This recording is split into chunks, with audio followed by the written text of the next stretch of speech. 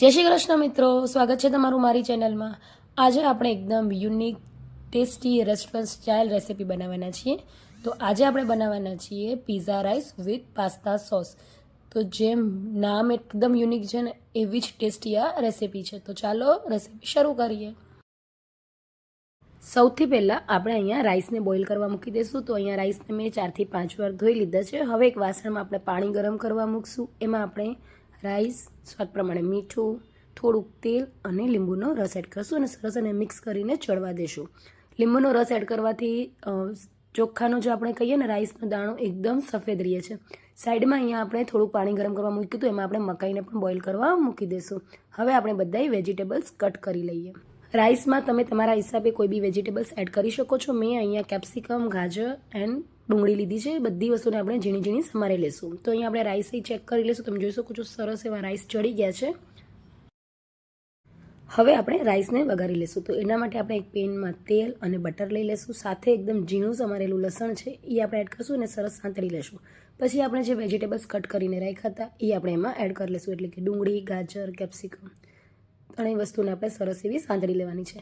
તો અહીંયા તમને એવું લાગતું હશે કે બહુ હાર્ડ રેસીપી છે અને બહુ ટાઈમ લાગે, પણ જરાય ટાઈમ લાગે એવી નથી। બહુ ફટાફટ બનીને રેડી થઈ જાય છે। જો તમારા ભાત વધેલા પડ્યા હોય કે તમે બપોરે ભાત વધી ગયા હોય તો તમે એઝ અ ડિનરમાં પણ આ રેસીપી બનાવી શકો છો। ખૂબ જ ફટાફટ બની જાય છે અને ખૂબ જ ટેસ્ટી બને છે। હવે આપણે જે મકાઈના દાણા બાફીને રાખ્યા હતા એ આપણે એમાં એડ કરી લઈશું। સાથે અહીંયા મેં પનીર એડ કર્યું છે। પનીર ઓપ્શનલ છે, જો તમારે ન એડ કરવું હોય તો તમે સ્કીપ કરી શકો છો। સ્વાદ પ્રમાણે મીઠું, અડધી નાની ચમચી મરી powder, oregano, chilli flakes add કરશું, કેમ કે આપણે પિઝા રાઈસ બનાવીએ છીએ એટલે ટેસ્ટ પણ આપણે એવો જ લઈ આવવાનો છે। બીજા કોઈ બી મસાલા આપણે આમાં એડ નથી કરવાના। સરસ એવા બધી વસ્તુ મસાલા મિક્સ થઈ જાય। હવે આપણે જે રાઈસ છે એ એમાં એડ કરી લઈશું।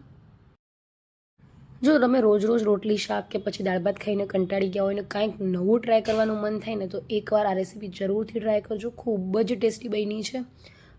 ઉપરથી આપણે રાઈસ એડ કરી લીધા છે। હવે આપણે કોથમીર એડ કરીને એને સરસ મિક્સ કરી લઈશું। તો એકદમ ટેસ્ટી પિઝા રાઈસ આપણા બનીને રેડી થઈ ગયા છે। હવે આપણે એની સાથે ખાવા માટે પાસ્તા સોસ બનાવવાના છીએ। તો અહીંયા રાઈસને આપણે બિલકુલ તીખા નથી બનાવ્યા, કેમ કે આપણે આની સાથે જે પાસ્તા સોસ બનાવશું એ આપણે થોડીક તીખી બનાવવાના છીએ।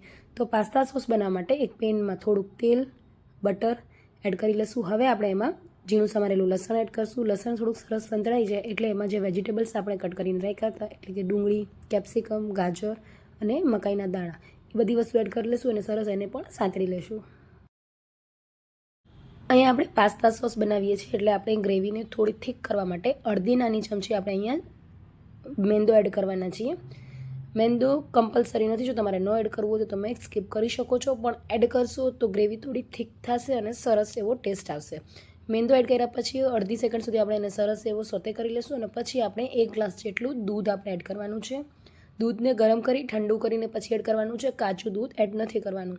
સ્વાદ પ્રમાણે મીઠું, મરી powder, oregano, chilli flakes taste પ્રમાણે તમે બધી વસ્તુ એડ કરી શકો છો। હવે સરસ એને મિક્સ કરી લેશું।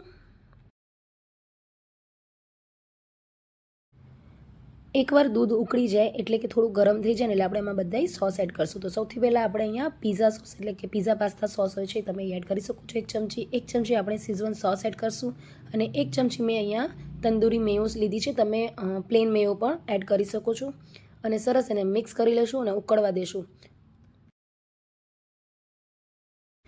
તો અહીંયા આપણી પાસ્તા સોસ થોડીક ઉકળીને થીક થઈ જાય એટલે આપણે આ તમે જોઈ શકો છો એકદમ સરસ એવી બનીને રેડી થઈ ગઈ છે। ઉપરથી થોડુંક ચીઝી ફ્લેવર આપવા માટે આપણે એમાં ચીઝ એડ કરશું। તો બિલકુલ ઓપ્શનલ છે, તમારે ન એડ કરવું હોય તો સ્કીપ કરી શકો છો। હવે ચીઝ મેલ્ટ થઈ જાય એટલે આપણી આ પાસ્તા સોસ બનીને રેડી થઈ ગઈ છે। તો એકદમ રેસ્ટોરન્ટ સ્ટાઇલ નવી રેસીપી આપણી આ રેડી થઈ ગઈ છે અને એને આપણે સર્વ પણ રેસ્ટોરન્ટ સ્ટાઇલ જ કરશું। તો તમે જોઈ શકો છો કેટલી સરસ રેસીપી લાગે છે અને ટેસ્ટ પણ ખૂબ જ સરસ છે। એકવાર જરૂરથી ટ્રાય કરજો। અને હા, રેસીપી ગમી હોય તો વિડીયોને લાઇક અને શેર કરવાનું જરાય ન ભૂલતા। અને મારી ચેનલમાં પહેલી વાર આવ્યા છો તો ચેનલને સબસ્ક્રાઈબ કરી લેજો, જેનાથી તમને દરેક આવી નવી નવી રેસીપીના નોટિફિકેશન મળતા રહે।